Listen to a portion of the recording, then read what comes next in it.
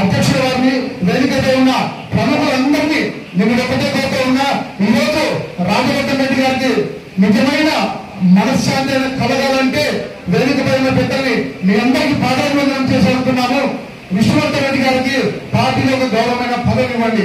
ఎందుకంటే ఆయన జీవితాంతం గత 20-30 సంవత్సరాల నుంచి కూడా త్యాగంగా నిలిచిపోయింది.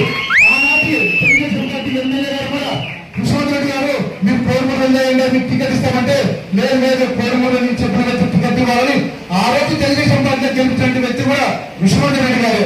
మరి ఈనాడు కూడా రాజవర్ధన్ రెడ్డి గారు కూడా లేదండి, ఖచ్చితంగా మనం చెప్పే వాళ్ళకి ఇవ్వాలి, ఖచ్చితంగా